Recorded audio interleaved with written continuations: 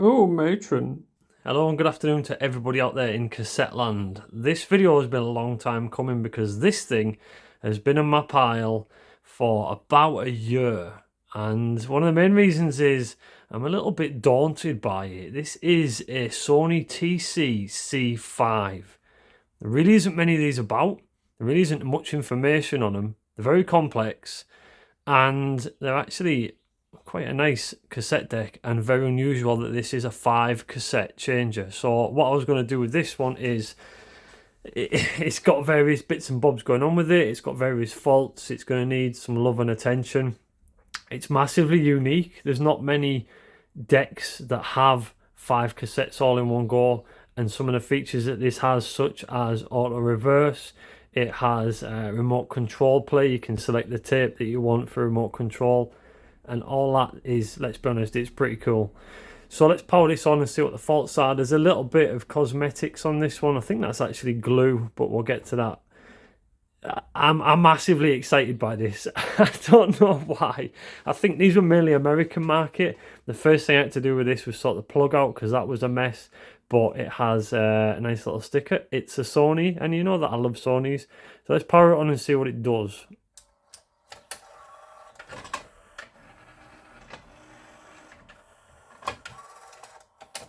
How cool was that? That was really cool. You got a nice little indicator here of 1, 2, 3, 4, 5, which tape, with a red triangle above one if you've got a tape installed. Standard reset memory and counter buttons. Dolby up to C, so there's no Dolby S on this. Record level, there's no that I can see auto bias or anything like that. It's only 2 head anyway, but you'd have to just work that out yourself. I don't know if you can hear that, but it's whirring away to itself. These, I'm presuming, are the tape controls: 1, 2, 3, 4, 5, 6, and skip. So you can choose your own tapes. There's only one tape in it at the moment, which came with it, which I think is like a Now album. Relay, no idea what any of this does. Programming, shuffling, sync mode, and you can program it all to play whatever tape. This direction is for your auto reverse. I don't know what relay does. Maybe that skips some.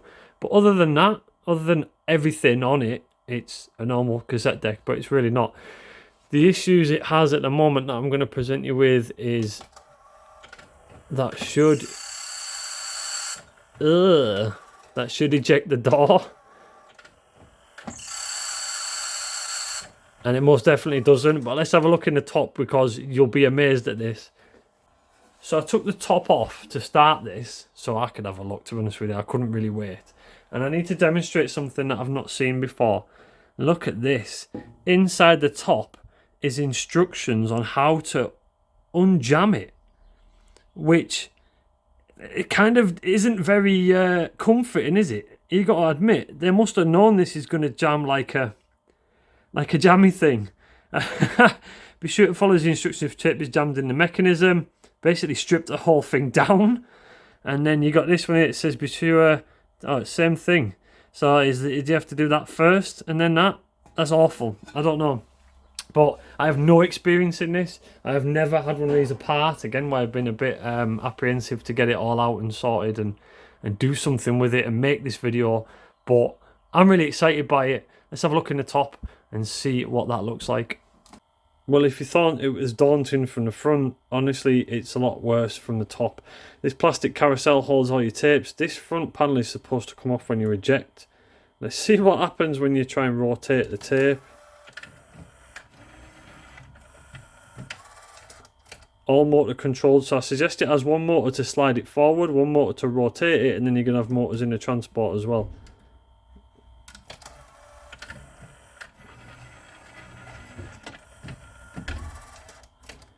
Just while we're here without electrocuting myself. Now 20, that's actually a good album. Vic Reeves is on that, from what I remember. There's a bit of Vic Reeves. I had that when I was a kid. So let's delve a little bit deeper and see what we have inside. We've got a pretty standard looking power supply. The main board is split and it's got the AC to DC conversion over here. You can just in there see the 2 motors. The front one is actually labelled tray and the back one is labelled drum, which I'm going to guess this is the drum. Don't know. This is plastic. Feels alright. Feels average. Inside we've got quite dated looking, you can hear this wearing away, can't you? I presume that's a capstan motor. Quite dated looking boards. They could have been smaller, I think. These are head wires. So we have head wires, which we don't usually see in this format, that go directly from the RCA in, which I presume come all the way around to the headphone volume. Don't know. We'll have to get to that part. Let's see if I can see inside this end. There seems to be some kind of corrosion on that metal tray. I believe it all comes out like a cassette, like the whole thing comes off. Let's see if we can't do something with this eject.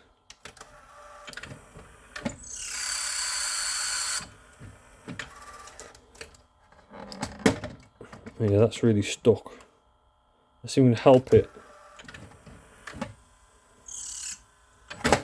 Ah! That is like, you should put a cucumber in that to test if it'll take it off. And there we have a successful eject at least. Let's have a look at this transport. A little unusual. Anybody recognise it? There we have two absolutely minging capstans. Both are turning. The pinch roller on the right looks better quality than on the left, and we have a single head which has auto reverse on it. Head looks to be in reasonable shape. I don't like auto reverse decks. Look at the filth that is spinning round on that capstan. Pretty minging, but actually the capstans are minging. Obviously you got 5 times as many mucky tapes, but the deck itself, is that a washer loose down there? Deck itself actually looks in reasonable nick. So my plan is, realistically, I'm going to pull the drum, I'm going to pull the front off, try and work out why this door's sticking. I don't like that. That seems like belt slip. Let's see if this hurts.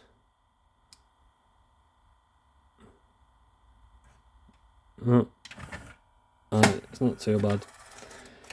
And replace all the belts, replace the pinch rollers, clean everything up, grease the auto reverse, and I have no idea we're going to get an azimuth on this thing for a start. See what the levels are like, see what the recording's like, play back. I am tempted to keep this just because you can run it off a remote and you can have 5 tapes in it. Who doesn't want 5 tapes? It depends on the playback quality. Auto reverse heads, as I say, I'm not a massive fan of them, but usually you find that one direction runs well and the other direction runs not so well. So let's start with, what should we start with? Unplug it and a teardown. Try and pull everything out. Maybe we'll follow the instructions on the back of the lid. 5 screws underneath this panel, and I think this should just move. On each side of the carousel there's these little screws down here. For the one on this side you can't get access, so I think I'm going to have to move this board at least enough to get a screwdriver in. It's right down in here.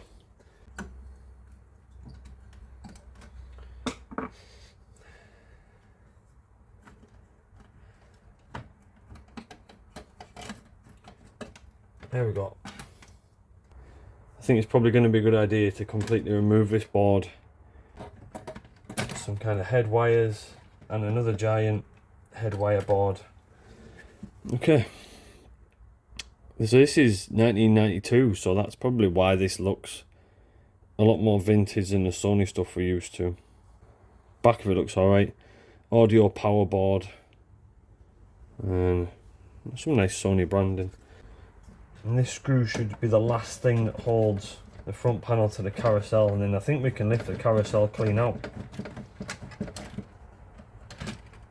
There we go. Interesting screws though. Interesting screws, wow. I just said that out loud. I need to get the other one out, which is there.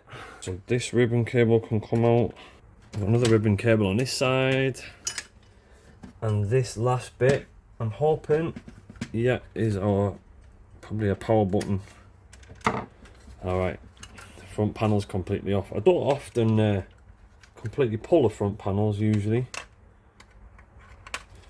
but that door mech is stuck though. It's very sticky. It seems that there's rubber stoppers up there that have gone a bit sticky. I think we'll just replace those for some new ones. But another thing to put to one side, I want this carousel completely out. There seems to be 4 retaining screws, much like a CD transport, I suppose.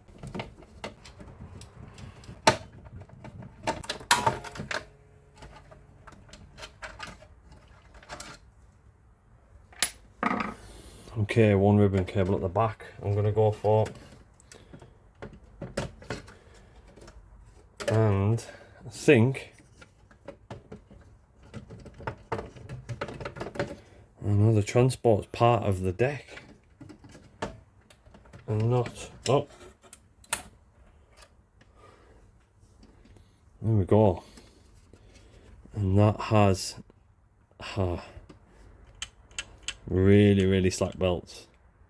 Really slack belts, actually. This is good. This is things we can improve on and fix. It looks like the metal's corroded, but it's not. It's you can see that. It's just like a paint effect. This is going to be tricky because this wheel has to enter into this somehow. Like a locking mechanism by the look of it. But, so there's 2 service parts at least. We're getting somewhere.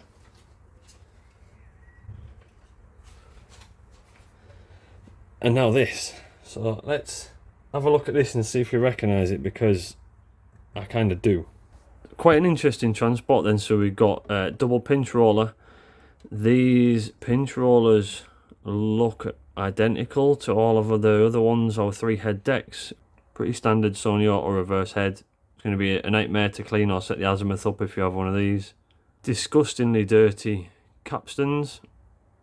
And if we look in the back, then we've got our standard capstan motor there. Our 2 control motors. This seems like an early version of, is it a TC-190 transport, which is what's in our 3 head decks. We don't have this bit down here. This is quite interesting. There seems to be some kind of, I suppose it's auto reverse, so you got 2 sets of heads maybe for auto reverse and fast forward. But the rest of it looks pretty good. This huge metal shell around it. Everything is put together so nicely, but it looks like it screws from underneath, so I'll get underneath, get the transport out and get that stripped.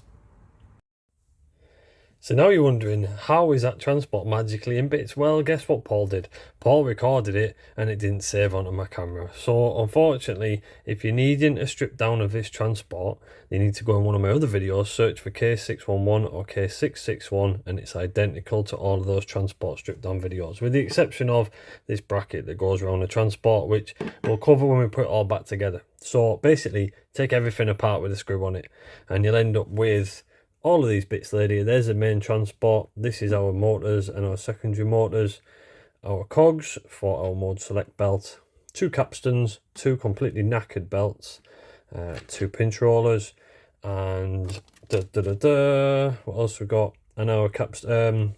What is that? Yeah, that is a capstan motor. Basically, please just go on my other Sony videos for the strip down. I apologise in advance, but I only found out today, as you do.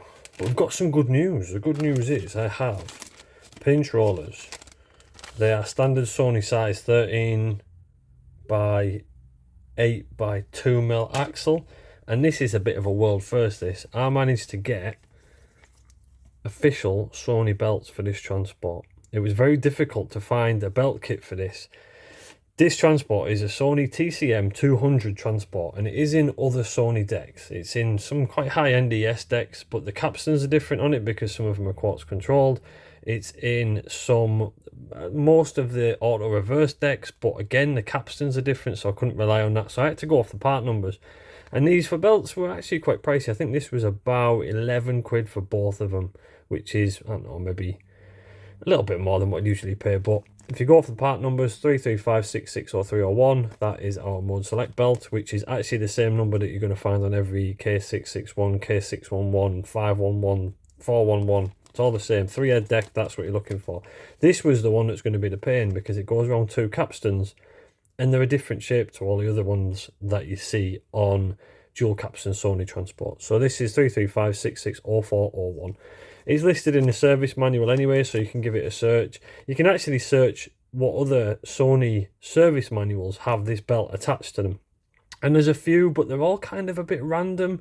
Some of the decks that it's in are Japan only, so I think one of the places that I could have got this from was Spain, and it was about 15 quid plus postage. So it's quite a hard belt to get hold of, but I'm really happy with the fact that I've actually got completely OEM parts to go on for the belts and the rebuild. So very happy with that. My intention now then is to give all these parts a clean. If you haven't seen any of my other videos, generally I'll go for everything that needs cleaning, but I will have a quick recap now just for a couple of minutes and show you what needs doing. This belt that came off, this is a capstan belt. As you can see, it's half turned to oil. There is actually like shiny bits on it and non-shiny bits. That's an indication that it's right on the edge. And I'll show you how much stretch is in this belt now. I'm at about 10 inches there, 11 inches. Knackered. So that's good for the bin. This mode select belt is actually not too bad, but we're going to pull it anyway. They're easy enough to source. As I say that, if you want one of them, that's just a standard 3-head Sony mode select belt. What we're going to do, the main transport itself will need a tiny bit of a clean and maybe a little re-grease. There's not much grease in there. We'll clean out the capstan bushes.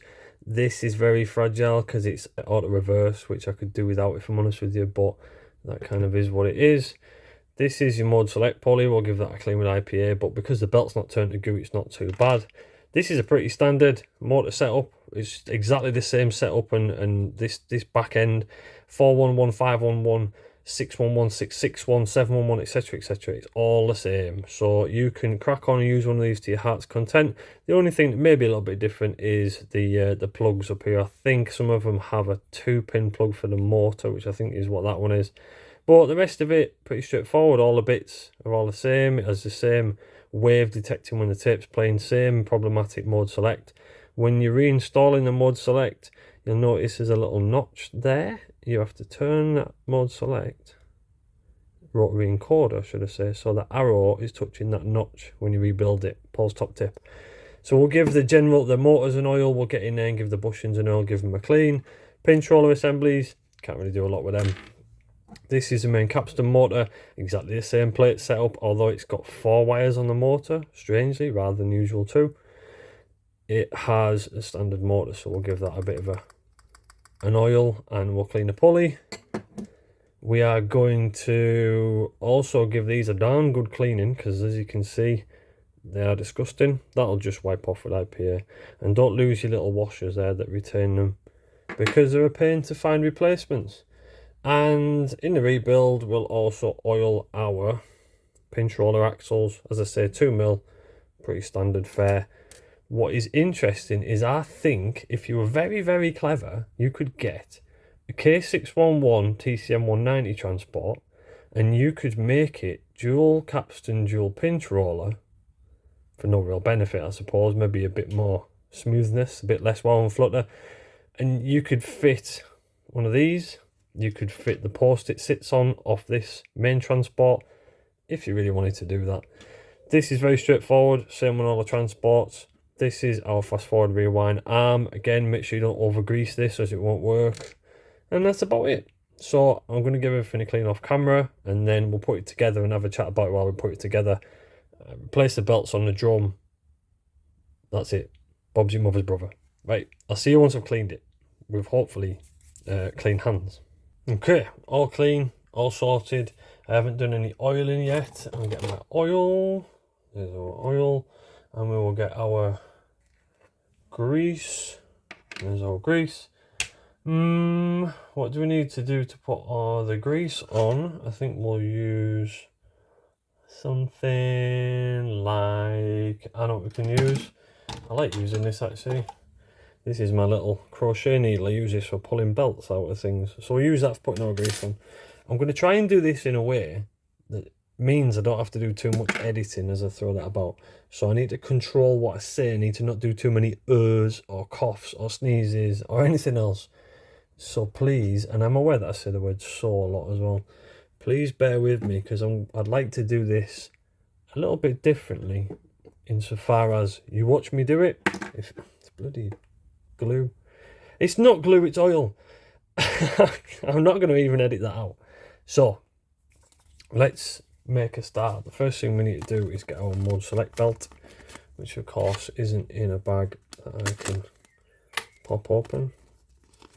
So mode select belt, and we will grab our main transport assembly, and the mode select belt is going to sit between that pulley and these two legs.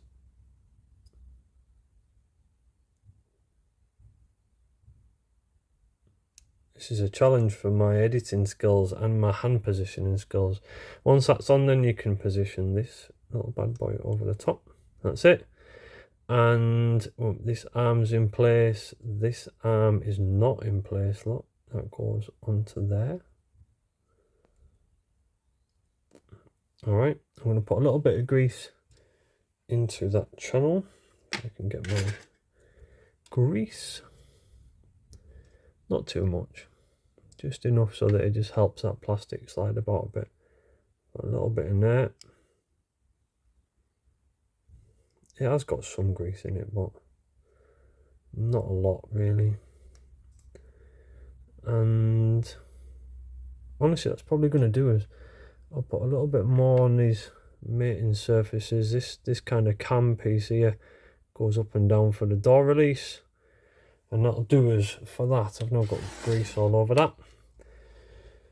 Once that bit's done, then you are ready to pop the first layer on, and the first layer is going to be this one. Make sure that that rotary encoder is matched up so the arrow meets the line. And what we need to do with this first is we need to stick a little bit of oil into the motor bushings to help them along, because it's probably still got the same oil from factory, and if it's mineral oil it's probably dried. So I'll do a little bit of a test oil, make sure, yeah, I don't want too much. So I'll put a little bit in there, and I'll put a little bit down in that one as well, and then gravity should let the oil go down into the bushing a little bit. That's good. I've already cleaned these light emitters and sensors. Remember, they're important, so it knows when the cassette deck is running and not running. And now, making sure that that mode select belt is still seated in the top left, you can see it is. You need to put these switches on the right, you need to put them down through the holes and make those two halves together. And you'll find that it just kind of sits in place, but there might be a bit of friction on this wheel here pushing it up. Well, basically just press it down into place, and then that's ready for our first screws. These screws, you have to use the right ones because they're only held in place with about 3 threads. Voice to mine and screwdriver. And once you've got a couple of these screws in, that will just hold that down in place quite nicely. One of them is going to be attached to an earth cable around the back. We'll do that one at the end. We can always take one back out and reattach the earth cable. This one holds your door release mechanism in. This one over at the back is the opposite side. So we'll give this one a little... Don't forget these are going to plastic as well, so don't go too crazy with them, alright? They're only held in with about 3 threads. And this one on the back corner over here, this one actually will hold a earth cable. But we'll just pop it back in now. And then if we need to, we can pop that earth cable back out. What we need to do now then, that's in position, not going anywhere, you need to be very careful we don't break these switches. Our belt, if you remember, our mode select belt is sat on a little pillar down in there. So you might not be able to see because it's dark, but you can see that white wheel there, and you're going to watch me pop it on. This always happens to me, doesn't it? This is where my little needle thing comes out. Hopefully I can persuade that to just not do exactly what it wants to do. And we can just, you can see now. There we go. What a tool. What a tool. I didn't mean it like that either. So that bit's done, really. We're on to doing something more constructive. I noticed that one of these capstans actually had a little washer on this side, which I thought was quite nice. So I think we'll put it on the big one. For some reason they both don't have one, or maybe it's been lost. Oh wait a minute, is that already on the capstan? Ah, it does have one on there already. So this one must be off this one. So that's good. And we've cleaned both inside the bushes with IPA and pipe cleaners. So what we need to do is introduce a little bit of oil to both of these capstans. Not too much. You definitely don't want too much. But I would put it up here somewhere, about there. That's it. So you need teeny tiny drop. And this is going to be on which side, Paul? Which side is it going to be? And I'm going to say this is this side. That's a pure guess because that's usually the side that the big capstan goes on. And the same with this one. Just a smidgen of oil. And we'll also just drop that one into place.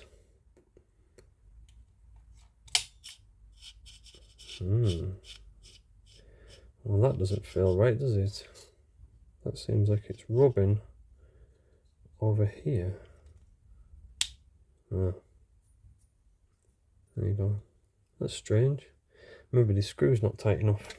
Let's give that a little persuade. It feels okay. Maybe it just wasn't seated. Well, this is why you must test before you fully commit. I'm not convinced this one. Ah, it's that one. That one was a little loose. So we have three capstans. Look at them. Not bad. And they've had drills out of them as well where they've been weighted at the factory. Or balanced, should I say, at the factory. So the next thing to do is grab our capstan motor, because this is going in next.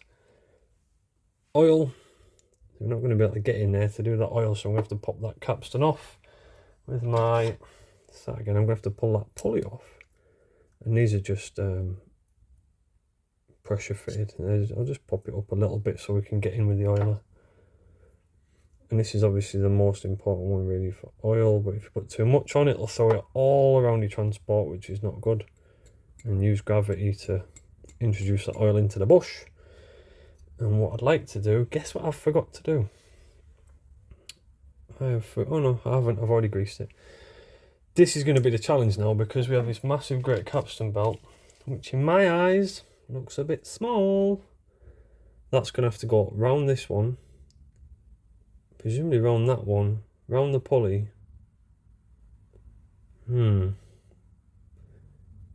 Let's have a think here. So it's going to, I hate dual capstan decks, so it's going to go around that capstan up to the motor. So when it's turning that capstan, that one needs to turn the same way, because the tape is going to be fed as it's playing. Okay, so that's good.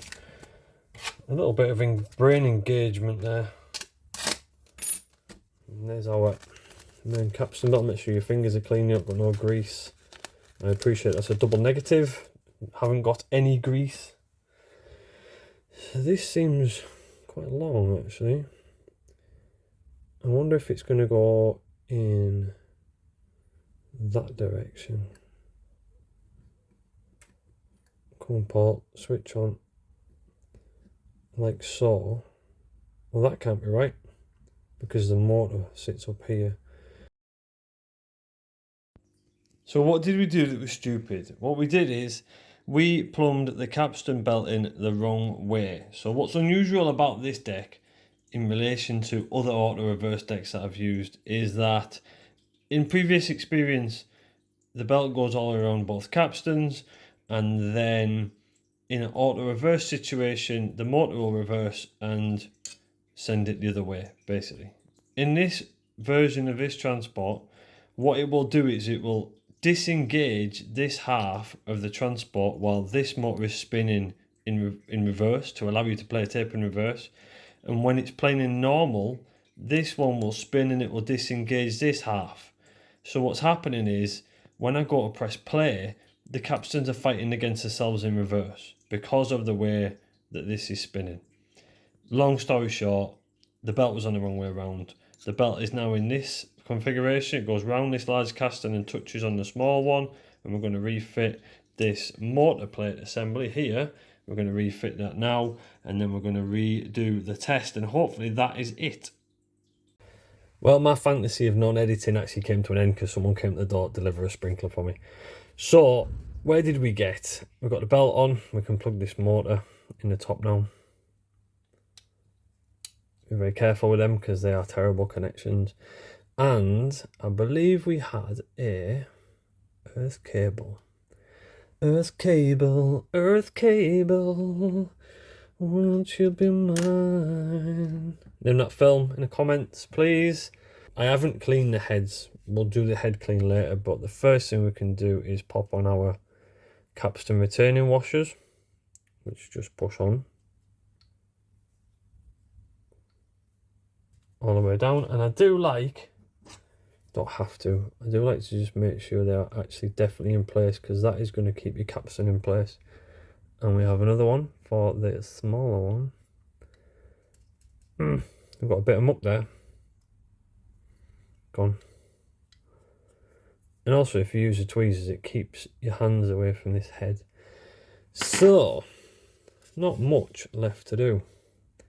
The infamous fast forward return arm with its little washer. There's a video on what to do when you lose that, because you will lose it. That sits in there. And as you see, that when that motor actuates, it'll put that cog onto there for rewind, that cog onto there for fast forward, or whichever way around. And as I always say, put that on into your finger and just press it on. That's it. Perfecto. Now we can. You've not been centralised for this entire video, have you? Let's centralise you a little bit. And there's a plug, that's such a distraction. We're going to pop this plate back on now. Now, these are funny. There's little bits at the bottom here and here, and they sit in these little there. Now on this one, this has got this massive weird bar that you have to lift up to put that in place. I don't know why this transport in particular has it.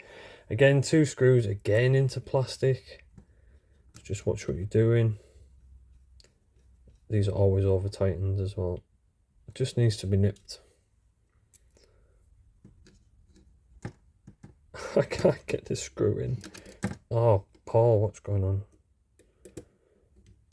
This is infinitely more difficult on camera, because I have to not only concentrate on what I'm doing, I have to concentrate on watching the camera to make sure you can see what I'm doing. What's next? Pinch rollers. Don't put too much oil on your pinch roller axles. You need a smidgen, because it's actually plastic onto stainless or chrome stainless. And plastic is kind of a self-lubricator, I suppose you could say. And I'm hoping these are alright, because I did a deck the other week and one of the pinch rollers had, weirdly, an enlarged part. There's too much oil. An enlarged part on the roller, which meant it was wobbling about all over the place. So when you went to play it, it sounded awful. So we've got our axle and pinch roller here. Got oil on my finger, that's fine. And they just pop in with a satisfying click. 2 clicks if you want to be pedantic about it. And the same with this side. Lovely. We'll give them a little bit of a wipe because they've got a bit of dust. And then these are going to sit on these gigantic posts, and they just click into place. There's one. We'll do the next one a bit more close up. I've got a little bit of oil on that one. Clean that one. Let's do this one a bit close up. That's just going to fit on there, and then this black pin here is going to fit down in that plastic kind of well, if you've got it right. So there we go, and that's it. 2 pinch rollers, all good. Yes, the head is minging, but I'll do that in a minute. I just want to get this head plug wiring thing, I want to get rid of it from hanging down there. But the transport rebuild itself, if you're still with me, well done, is complete. So let's get this stupid little board put to bed. This is going to sit into this little recess there. Come on.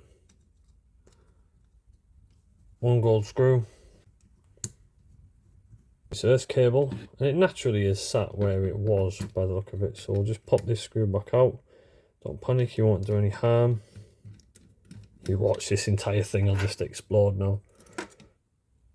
Back in there.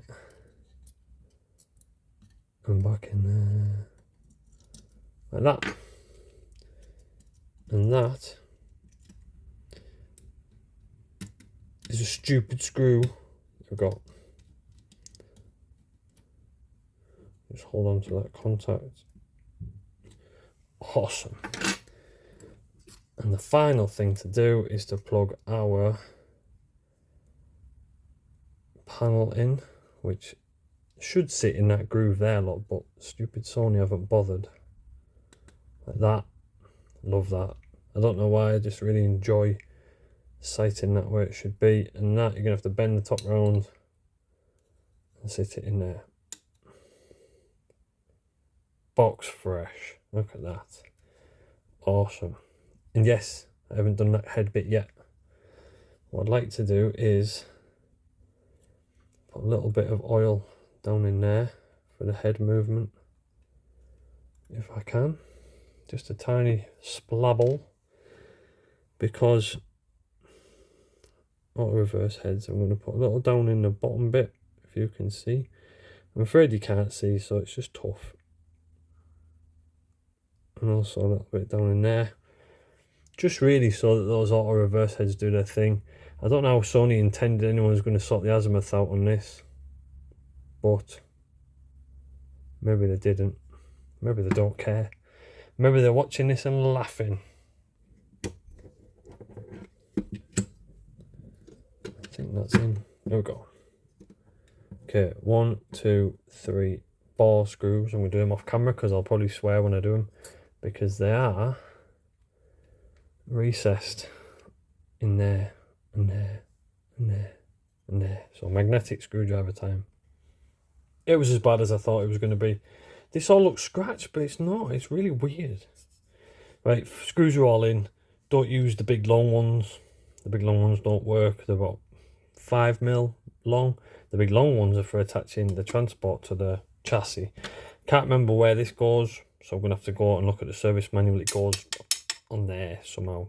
Can't remember how. So this must, for some reason, sit on this side, but mirrored. You can only go that way. It seems to sit in there, like this. Seems pretty useless, if you ask me. I don't like that. Ah, it's held in place by that screw, look. So off I go to take that screw out. Ta-da! So there must be something to do with housing the transport. This one's in with that screw, and this one must have just kind of sat in its little place when we rebuilt. That is done. Just like that. That one's got to go in there. That one's really short, so it's got to go in there. This one's really long, so it's got to go in there. And it's the only thing that fits. Oh, look at that. I've got a bit of grease on it. It's bad. Don't do that. Let me find a cloth. Is that how you get problems with your electrics, Paul? I must have touched one of these over here. Where's that going? Up here. And then this bar goes on the back. Somehow. Oh, into this little groove, look.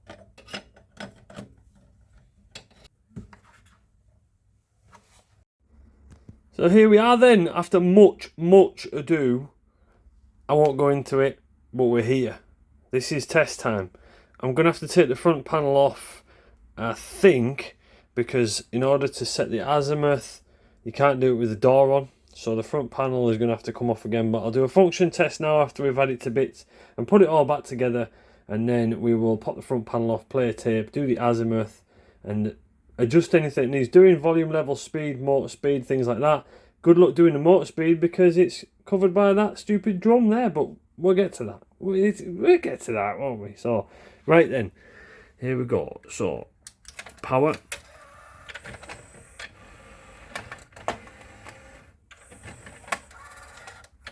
Alright, it's rotated and accepted a tape. There's our beautiful Sony tape. If you can see past my reflection, we'll go fast forward. Rewind. Play forwards. Play forwards. And we also have some levels there as well, which is always good. And they seem to be around about the Dolby level, which is I think what this tape's recorded at, so that's a good sign. And the all-important function test is going to be reverse. And reverse works too. Oh my goodness. And we've even got levels in reverse as well at the Dolby level. So I'm going to call that, for the purposes of just does it work, a success. We'll fight through the azimuth and fight through the speed correction, and then we're done. And we'll play some music through it and see what it sounds like on both sides of the tape with a remote control, and it spins around. Alright, calm down. So I've been playing with this for a little bit, and there's some very strange things going on with it. Alright, first of all, you don't have to get in the back of the motor to adjust the speed. It's done via RV881, which is a pot over there, and I will show you RV881.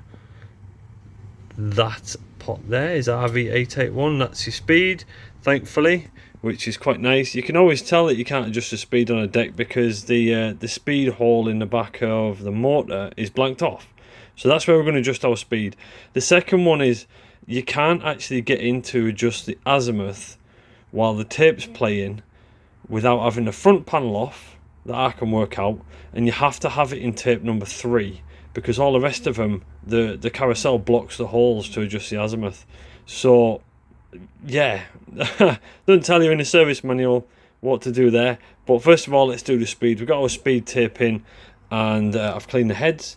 So I'm going to play that, and we'll put it through our speed app, which I've totally forgot the name of now. It'll come up in a minute, but then we will do probably an azimuth test, a record function test, and that's probably about it. So my test tape's playing 6.3 kilohertz. As you can see, the blue number in the top right is 6375, which is 6,375 hertz, or 6.375 kilohertz. So it's a tiny bit fast. So we'll just nudge that down a little bit. So it's a bit too much. And I want it to flick between 6281 and 6375, which is where this app seems to find that beautiful middle ground. And our tape is running at the correct speed. So the biggest challenge is going to be the azimuth. I've played a couple of tapes just there, and it actually sounds really good. So I'm expecting this azimuth to be pretty close. As you can see, this, unfortunately, a bit of damage on there, but what can you do? I've got my test tape in. We have got the oscilloscope on, cranked up and warmed up. And what I'm going to do is, I haven't tried this yet, so let's just play that and see what this comes out with. That's noise, basically, before the signal starts. And there's our two channels. As you can see, one channel, I'm going to say the right channel, is a little lower in volume. It's kind of flicking up and down a little bit. The azimuth will probably sort that out, but you can see they're not in sync with each other. They should be parallel. So I'm going to have a bit of a play and see if we can get a better result. And there we are. It's jumping about a bit there, mainly because of the signal, but that's actually two. This oscilloscope needs binning. There's our two channels. So let me separate those. Let's make them a little smaller. That one and that one, I'll make them a little nicer. There we go. So there's our right channel, there's our left channel. As you can see, they're in sync with each other, which means the azimuth is correct. They're also about the same height as well, so that means that our levels are correct. So I am happy with that. We can do the old, if Paul can remember how to do it, how can you do the old XY thing? Right, and there we go. So this is the kind of thing you're looking for in the service manual, a nice straight diagonal line. Anything opening up is the two signals being different to each other. Anything opening up that way is the volume height. So it's flapping around on volume a little bit. I've just rewound the tape, so right at the start. So that's obviously the most played about. It's pretty settled actually. I'm kind of happy with that. If we have a look at more traditional scope, and that's us showing them both at the same time. I can never remember. There we go. Alright, I'm actually really happy with Azimuth, but the problem is that's only in forward. We need to do the same thing in reverse. So I need to rewind the tape, flip it over, play it in reverse, and then adjust the other screw for the reverse function. And as a bird's eye view, there's the two screws. I didn't drill that, they've been drilled in already. The left one is for forward azimuth, the right one is for reverse azimuth. So, you can see that I have to lift that up every blooming time. Just a bit ridiculous, to be honest with you. So I need to stop that tape, fast forward it all the way to the end, and then play it in reverse and do the same thing on the other azimuth as well. So now we need to rewind the tape, physically turn it round so it plays the start in reverse, and test the azimuth again, and make our tweaks again. So that's rewound, so I need to eject that without electrocuting myself, turn it over, pop it back in. The door's not connected, so I have to do it this way. So if we shut that and then play that in reverse. Now it's to start the tape in reverse, and let's see what this azimuth looks like. Yeah, not bad actually. Better than I thought it was going to be. Right channel's a lot higher this time, left channel isn't. They tend to be in sync with each other, so let's have a play with that. Just a little tweak on that one. So if we compare both of them now, both in sync. A stupid oscilloscope. Anyone's got an old oscilloscope, get in touch, because this one is going to bin. Pretty good. I'm happy with that. Alright, I think we're about there. Record test next. In order to get around the YouTube copyright thing, let's play Spandex Man the Animated Something.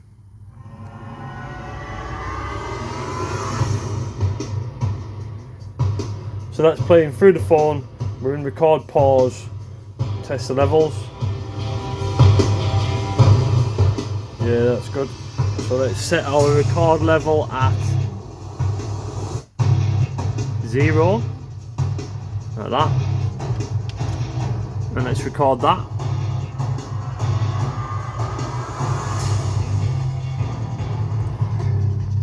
What I'm going to do here is I'm going to record it, make sure it sounds okay when we play it back, and then I'm going to record silence over it to make sure that the erase head's working.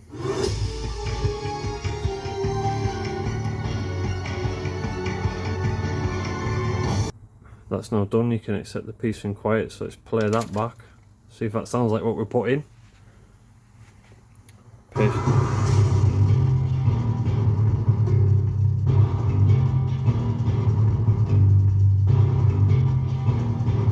Yeah, we're good. Record level's a little bit, playback level's a little high, maybe the balance is off, but that works. So I'll rewind that now, and then we'll turn the record level. In fact, we'll play it. Play it, get some levels. We've got, stop that, turn the record level all the way down so we record in silence. Record, play it. And just record a couple of seconds here, and what this should, you're just testing whether your erase head's blank in your tape or not. So once that's finished, rewind again. Now this should start the music and then give us a couple of seconds of silence that we just recorded. Hopefully it works. Let's listen.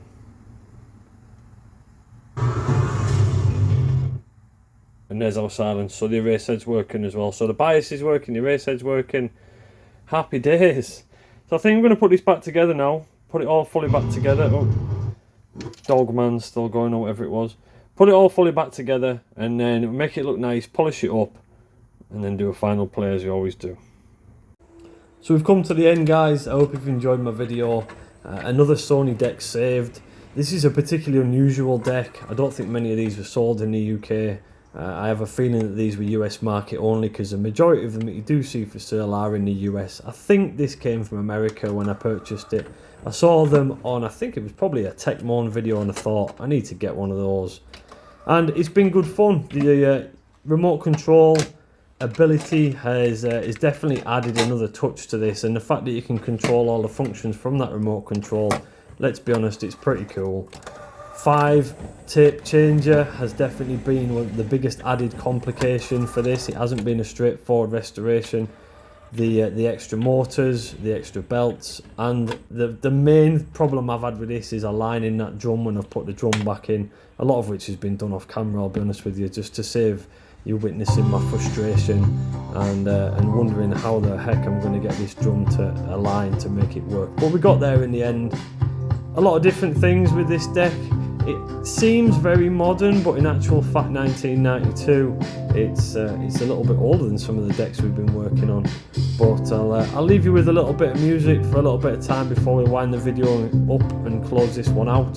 So enjoy some royalty-free YouTube music.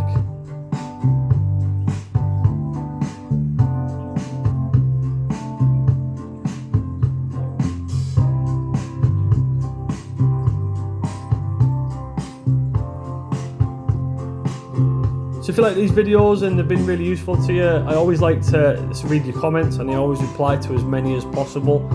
Please drop a like and subscribe to the channel if you're not already subscribed. It massively makes a difference, and hopefully we can go on to the next one. I've still got a stack of decks, and we'll have something just as interesting for the next videos. But for now, have yourselves a great weekend, wherever you are in the world. Say hello to your loved ones from me, from Cassette World, and peace.